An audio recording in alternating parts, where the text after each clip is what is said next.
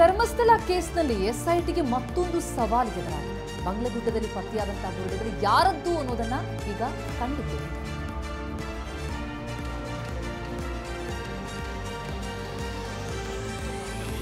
ಹೂತಿಕ ಆರೋಪ ಪ್ರಕರಣ ದಿನಕ್ಕೊಂದು ತಿರುವು ಪಡೆದುಕೊಳ್ತಾ ಇದೆ. ಮಂಗಳಗುಡ್ಡ ಅರಣ್ಯ ಪ್ರದೇಶದಲ್ಲಿ 2 ದಿನ ನಡೆಸಿದ ಶೋಧ ಕಾರ್ಯಾಚರಣೆಯಲ್ಲಿ 7 ತಲೆಬುರುಡೆಗಳು, 100 ಮೂಳೆಗಳು ಪತ್ತೆಯಾಗಿವೆ. ಸಿಕ್ಕಿರುವ 7 ತಲೆಬುರುಡೆಗಳು ಮತ್ತು ಅಸ್ಥಿಪಂಜರಗಳು ಪುರುಷರದ್ದೇ ಅಂತ ತಜ್ಞ ವೈದ್ಯರು ಅಭಿಪ್ರಾಯಪಟ್ಟಿದ್ದಾರೆ.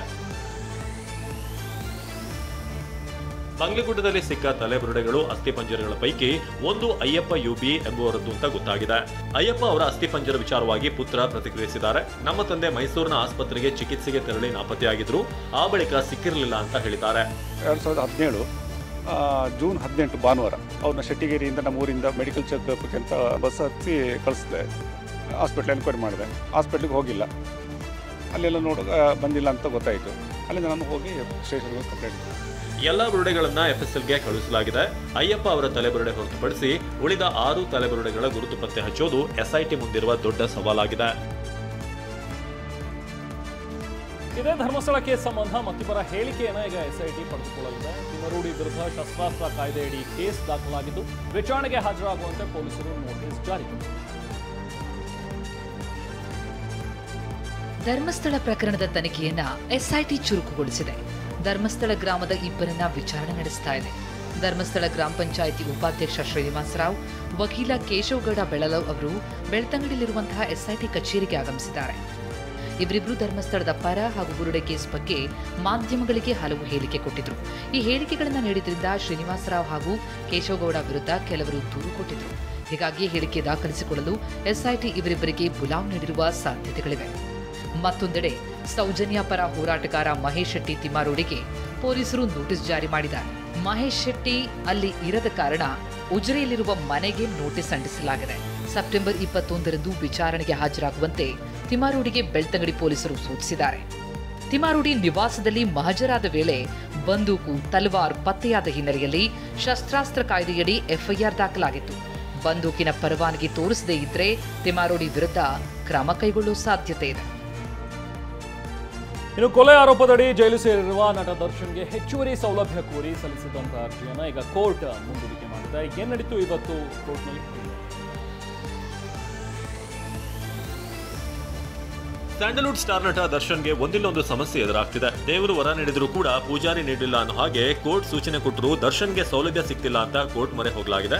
ಹೆಚ್ಚುವರಿ ಸೌಲಭ್ಯದ ಕುರಿತು ಬೆಂಗಳೂರಿನ 57ನೇ ಸಿಸಿಎಚ್ ಕೋರ್ಟ್ ವಿಚಾರಣೆಯನ್ನ ಮುಂದೂಡಿದೆ.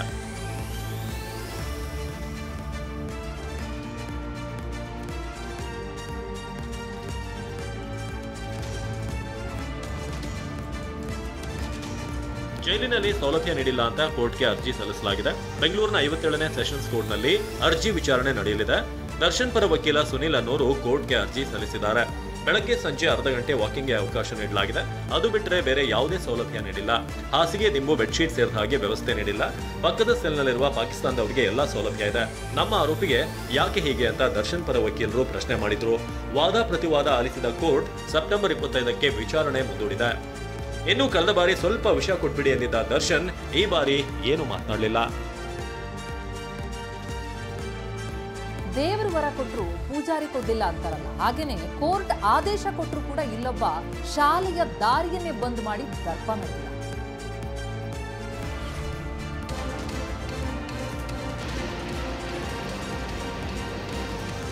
ದಾರಿಗೆ ಅಡ್ಡಲಾಗಿ ಬ್ಯಾರಿಕೇಡ್ ಹಾಕಲಾಗಿದೆ. ಸ್ವಲ್ಪ ದೂರ ಮುಂದೆ ಬಂದ್ರೆ ರಸ್ತೆಯಲ್ಲಿ ಹೊಂಡಗಳನ್ನ ತೋಡಿದಾನೆ. ಇದು ಖಾಸಗಿ ವ್ಯಕ್ತಿಯ ದೌಲತ್ತು.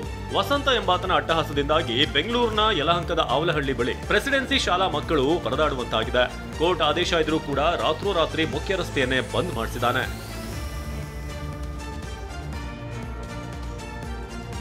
ಈ ರಸ್ತೆ ವಿಚಾರವಾಗಿ ಪ್ರೆಸಿಡೆನ್ಸಿ ಸ್ಕೂಲ್ 2017ರಲ್ಲೇ ಕೋರ್ಟ್ ಮೆಟ್ಟಿಲೇರಿತ್ತು. ನಿನ್ನೆ ವಿಚಾರಣೆ ವೇಳೆ ಮಕ್ಕಳ ಓಡಾಟಕ್ಕೆ ಕೋರ್ಟ್ ಅವಕಾಶ ನೀಡಿತ್ತು. ಮುಂದಿನ ವಿಚಾರಣೆಯವರೆಗೆ ಯಥಾಸ್ಥಿತಿ ಕಾಪಾಡಲು ಆದೇಶ ನೀಡಿತ್ತು. ಆದರೆ ಈ ಮಧ್ಯೆ ಜಾಗದ ಮಾಲೀಕರು ರಾತ್ರೋರಾತ್ರಿ ರಸ್ತೆ ಅಗೆದಿದ್ದಾರೆ. ವಸಂತ ಎಂಬಾತನ ಅಟ್ಟಹಾಸದಿಂದಾಗಿ ಇಂದು ಪರೀಕ್ಷೆಗೆ ತೆರಳಿದ್ದ ವಿದ್ಯಾರ್ಥಿಗಳು ಅರೆಕ್ಷಣ ಗಾಬರಿಗೊಂಡರು. ಬಳಿಕ ಪೊಲೀಸರ ಸಮ್ಮುಖದಲ್ಲಿ ವಿದ್ಯಾರ್ಥಿಗಳು ಶಾಲೆಗೆ ತೆರಳಿದ್ರು.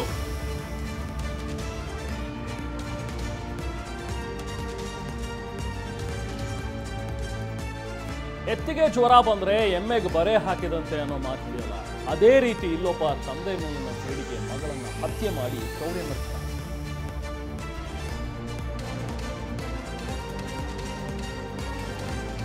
ಈ ಫೋಟೋ ನೋಡಿ, ಈ ಸುಂದರಿಯದು ಇನ್ನೂ ಸಾಯೋ ವಯಸ್ಸಾ? ಆದ್ರೆ ಯಾರೋ ಮಾಡಿದ ತಪ್ಪಿಗೆ ಚಿಕ್ಕ ವಯಸ್ಸಿನಲ್ಲೇ ಕೊಲೆ ಆಗ್ಬಿಟ್ಟಿದ್ದಾಳೆ. ಪಾರ್ಕ್ ನಲ್ಲಿ ವಾಕ್ ಮಾಡ್ಕೊಂಡು ಹೋಗ್ತಾ ಇರುವ ಈಕೆ ಹೆಸರು ಭಾಗ್ಯಶ್ರೀ. ಹೀಗೆ ನಡೆದುಕೊಂಡು ಹೋದವಳು ಈಗ ಮಸಣ ಸೇರಿದ್ದಾಳೆ. ಈ ಸಾವಿಗೆ ಕಾರಣ ಈ ಫೋಟೋದಲ್ಲಿ ಕಾಣ್ತಾ ಇರುವ ಮಂಜುನಾಥ್ ಅನ್ನೋ ಶಂಕೆ ವ್ಯಕ್ತವಾಗಿದೆ. ಅಪ್ಪನ ಮೇಲಿನ ಸೇಡಿಗೆ ಪುತ್ರಿ ಭಾಗ್ಯಶ್ರೀಯನ್ನ ಕೊಂದಿರುವ ಅನುಮಾನ ಮೂಡಿದೆ. ಅಸಲಿ ಮ್ಯಾಟರ್ ಏನಪ್ಪಾ ಅಂದ್ರೆ, ಭಾಗ್ಯಶ್ರೀ ಅವರ ತಂದೆ ಚೆನ್ನವೀರಪ್ಪ ಹಾಗೂ ಕೊಲೆ ಆರೋಪಿ ಮಂಜುನಾಥ್ ಅವರ ಅಣ್ಣ ವಿನೋದ್ ರಾಜಶ್ರೀ ಸಿಮೆಂಟ್ ಕಂಪನಿಯಲ್ಲಿ ಕೆಲಸ ಮಾಡ್ತಿದ್ರು. ಆದ್ರೆ ಖಾಯಂ ಉದ್ಯೋಗ ಸಿಗದೆ ಮನನೊಂದು ವಿನೋದ್ ಆತ್ಮಹತ್ಯೆ ಮಾಡ್ಕೊಂಡಿದ್ರು. ವಿನೋದ್ಗೆ ಖಾಯಂ ಉದ್ಯೋಗ ಸಿಗದಿರೋದಕ್ಕೆ ಚೆನ್ನವೀರಪ್ಪ ಕಾರಣ ಅಂತೆ. ಹಾಗಾಗಿ ವಿನೋದ್ ಸಾವಿಗೆ ಪ್ರತೀಕಾರದ ಎಚ್ಚರಿಕೆ ನೀಡಿದ್ದ ಸಹೋದರ ಮಂಜುನಾಥ್ ಚೆನ್ನವೀರಪ್ಪ ಅವರ ಪುತ್ರಿ ಭಾಗ್ಯಶ್ರೀಯನ್ನ ಕೊಲೆ ಮಾಡಿದ್ದಾನೆ ಅಂತ ಹೇಳಲಾಗ್ತಾ ಇದೆ. ಸದ್ಯ ಮಂಜುನಾಥ್ನನ್ನ ಪೊಲೀಸರು ವಶಕ್ಕೆ ಪಡೆದು ವಿಚಾರಣೆ ನಡೆಸುತ್ತಿದ್ದಾರೆ.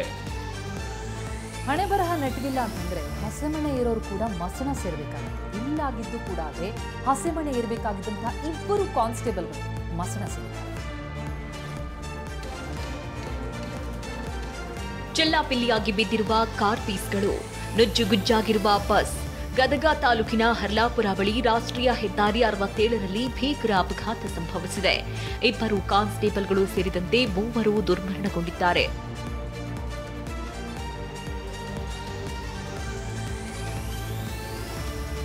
ಕಾರ್ನಲ್ಲಿದ್ದ ಪೊಲೀಸ್ ಕಾನ್ಸ್ಟೇಬಲ್ಗಳಾದ ಅರ್ಜುನ್ ನೆಲ್ಲೂರ, ವೈರೇಶ್ ಉಪ್ಪಾರ್, ಅರ್ಜುನ್ ಚಿಕ್ಕಪ್ಪ, ರವಿ ನೆಲ್ಲೂರ ಮೃತ ನಿರ್ದೈವಿಗಳು. ದುರಂತ ಅಂದ್ರೆ ಕಾನ್ಸ್ಟೇಬಲ್ಗಳಾದ ಅರ್ಜುನ್ ನೆಲ್ಲೂರ, ವೀರೇಶ್ ಉಪ್ಪಾರ ಹಸಿಮಣೆ ಏರ್ಬೇಕಾಗಿತ್ತು, ಆದರೆ ವಿಧಿಯಾಟಕ್ಕೆ ಬಲಿಯಾಗಿದ್ದಾರೆ.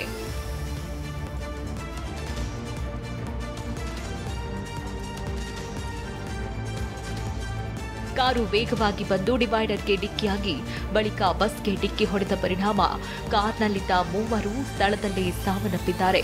ಅರ್ಜುನ್ ನೆಲ್ಲೂರ ಟಿವಿ9 ಪೊಲೀಸ್ ಸಲ್ಯೂಟ್ ಅವಾರ್ಡ್ ಪಡೆದಿದ್ರು.